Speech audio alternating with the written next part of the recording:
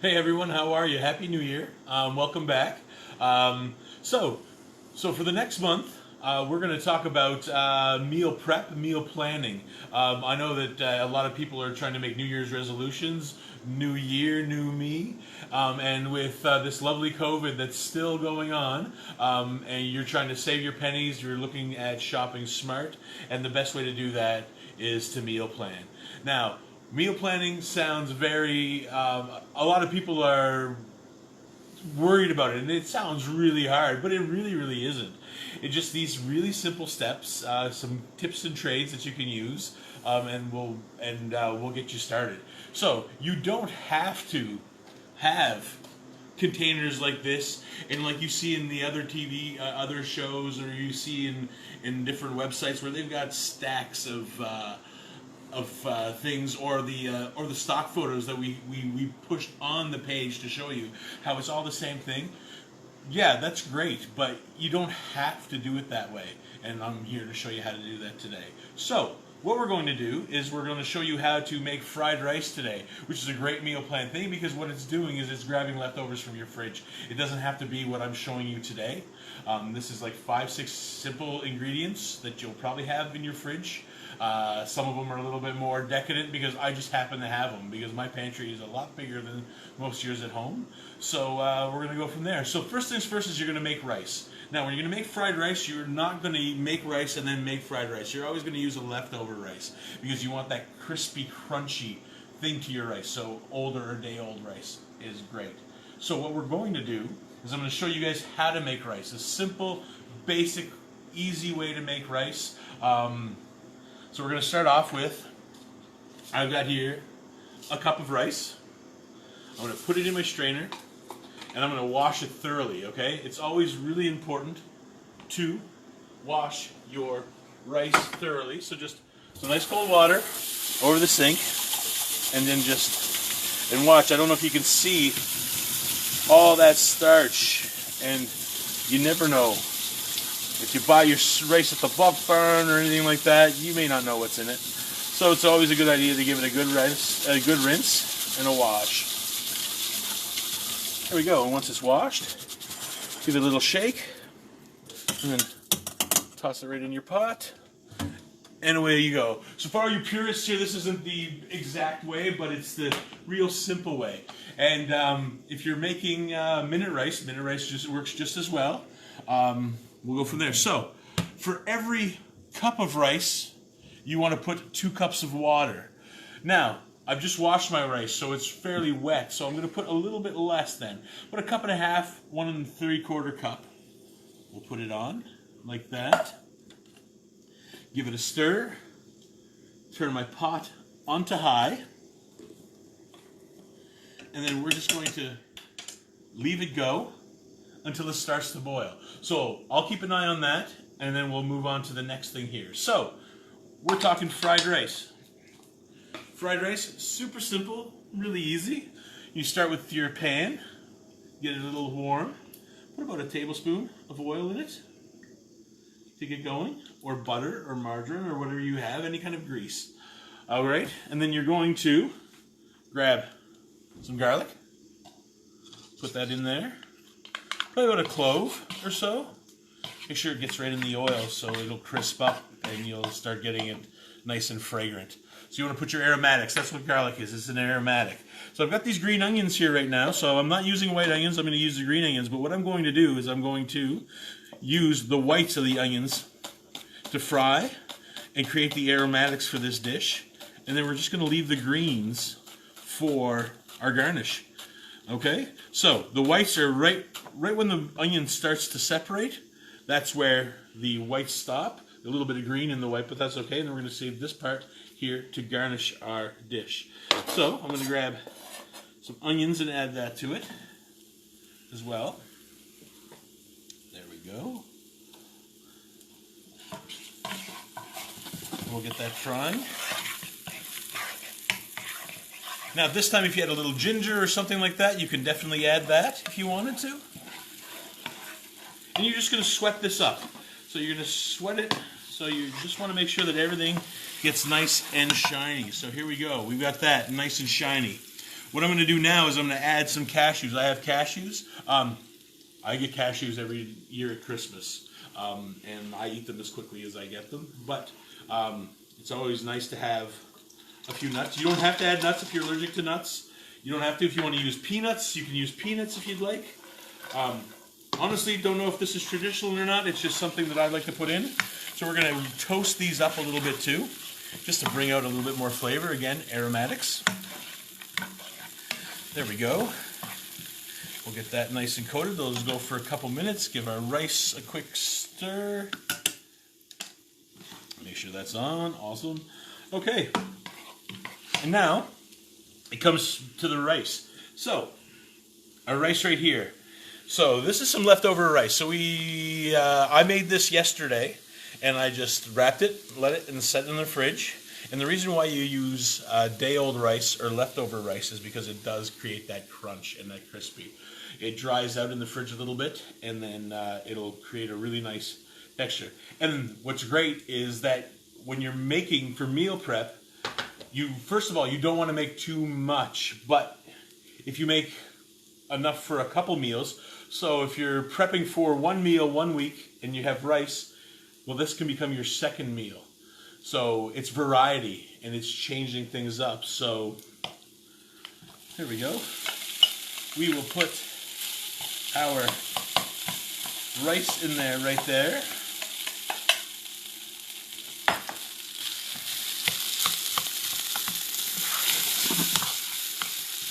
And then crush all these little bits right there. And we'll just let that go a little crispy.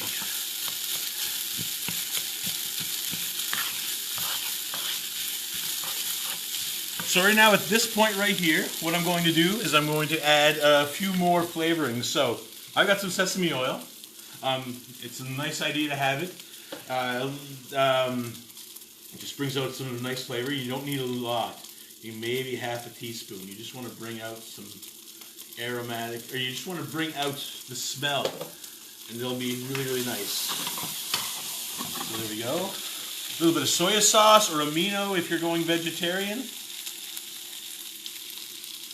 I hate these things. Oh, because it's brand new and I still got a cap on it.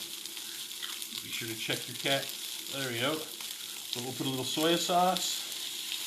Or aminos, or anything like that. Probably about a tablespoon or so.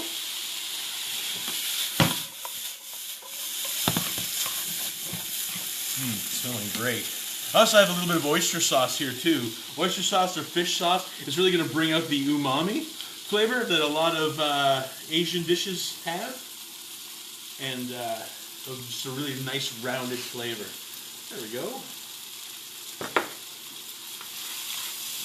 Fry that right up. Alright, so now our rice is boiling. So you need to scrape everything off the bottom. And it's boiling right now. So now that it's up to a nice simmer boil, what I'm going to do is I'm going to take the lid, I'm going to put it on, and I'm going to turn the pot down to as low as it will go. We're going to leave that for about 10 minutes or so, depending on the amount of rice that you have. And we'll check that.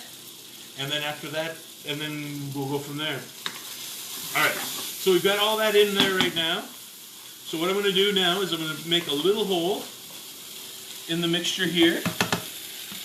And I'm going to crack in a couple eggs. There we go.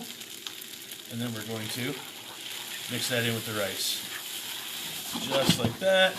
It's always important to keep your pan moving. Make sure you get all that egg incorporated here. And then just let it sit for a little bit and let it get nice and crispy. So, at this point now, boom. It's also important not to overcharge your pan, especially when you're frying stuff like this. You'll notice that, I can see the bottom of the pan. If you have too much, what happens is your food tends to steam, and it doesn't really get that crispiness that you want for these fried rice. So what I'm going to do now is I'm going to let that crisp up a little bit, and then we're going to talk a little bit more about meal planning. So when you're going to meal plan, what's really important is to get other people involved. You're not the only one in your house eating, and you got to remember that. So get the kids involved. You can make it. My wife and I, today we shoot our videos on Friday. It's just time to spend time together without the kids. So make it a date night, whatever. But get involved, and then don't get stuck into a plan. So you don't repeat it week after week. Bring in some variety. Bring in a mess. But what you need to do is you can make something like fried rice, and that'll last for 3 or 4 days in the fridge. If you have extra rice, if you're, we'll show you next week how to make vegetables. So what you're going to do is, instead of putting them all in these small containers like this, you'll have a bowl of rice in the fridge that week, and then plan it by the week. And that's how you should do your meal prep. Plan it by the week. Don't go 2 or 3 weeks or things like that, because then that just becomes super heavy. When you want to do bigger batches, like say lasagnas or anything like that, then make those. But don't plan them into your weekly menu. Have them as a reserve, and then introduce those throughout the week. So you can have, if you want, big bake sessions. Because of Code Orange right now, we won't be able to do any of our collective kitchens, but you guys can create collective kitchens at home or in with your family bubble, which means that you take your bubble with you, and then the 2 households get together, split the groceries, make some lasagnas, make some shepherd's pies, and then that's. But what I'm saying is, it doesn't have to be individual like that. It could be make a big batch, roast the chicken, hold it, and then eat off that chicken for the week with different meals. Don't make it strict. I find if you make it strict, myself personally, I won't follow it, because what I wanted to eat on Monday won't or what I plan to eat on Monday won't be necessarily what I want to eat on Thursday.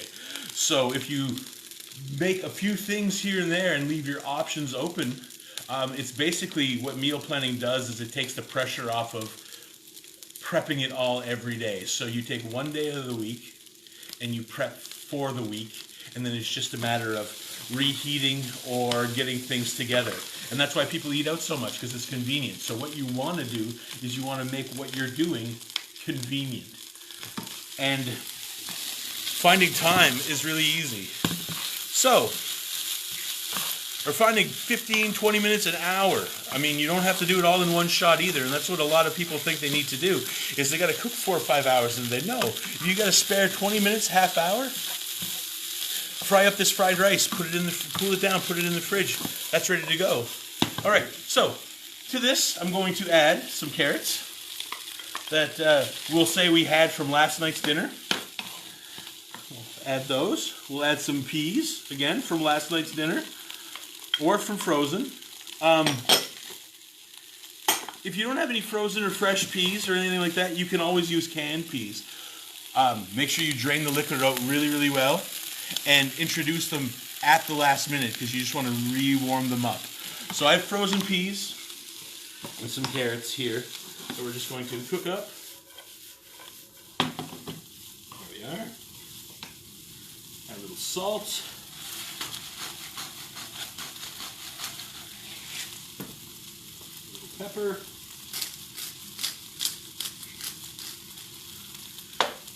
There we go. So that's pretty much it right here. But again, I was talking about rotisserie chicken. You may have had pork chops the night before or something like that. So basically, this will be kind of like a Friday night dish. You can bring everything together from the things that you started at the beginning of the week. Say you had rice and you had peas and carrots and you had pork chops, and you're looking to just clear out the fridge. And that's what you should always look at too, is having what we call at our house is a kind of like a fend for yourself day. So it's kind of a leftover day.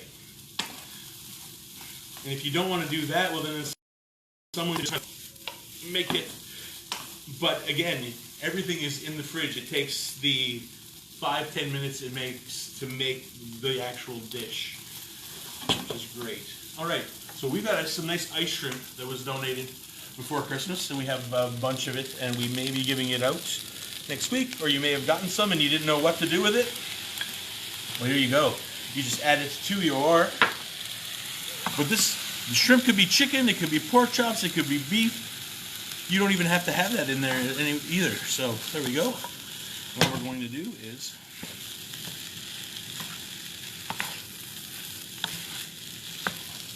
warm this up.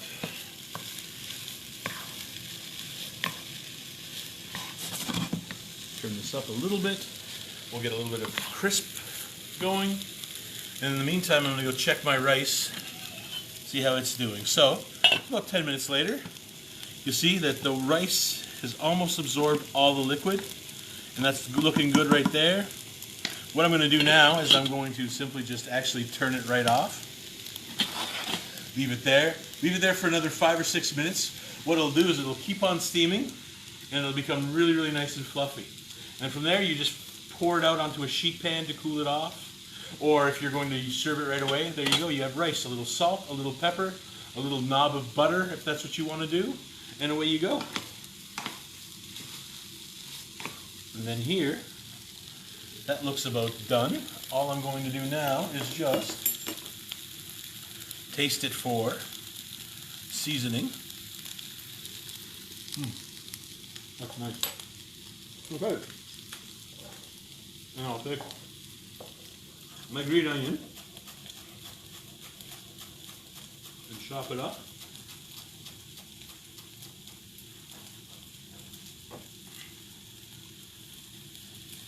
Add it to it. And there we go. We've got a lovely fried rice that you can, if you want to, portion into containers like that. And again, these are plastic ones that you can get at the grocery store. What I suggest is you get some good ones. If you're really serious about this, go out and grab yourself some nice, not disposable, but ones that you can use, some good Tupperware, quality Tupperware. There's just nothing worse about having, especially if you're working and you're doing lunches and things like that, and you put this in your backpack or your book bag, and it goes sideways and it leaks out, and the next thing you know, your math homework is covered in sauce or food. So there you go, guys. Simple fried rice. I started a little bit backwards. This should have been the last one I showed you, but I was thinking fried rice and meal prep at the time. So there we go. This is a dish that you can make with the leftovers that you've had from your meal prep experience. So follow me tune in next week. We're going to talk about vegetables and different ways to use them. So I'm going to show you how to make sheet pan veg that you can hold and reheat in the microwave or flash in a pan afterwards. But again, making your veggies ahead and holding them in the fridge. They'll last a week in the fridge. Most things last about 5 days in the fridge. So if you say take a Sunday to prep, then you'll have food all week long. Okay, thanks for tuning in. We'll see you next week.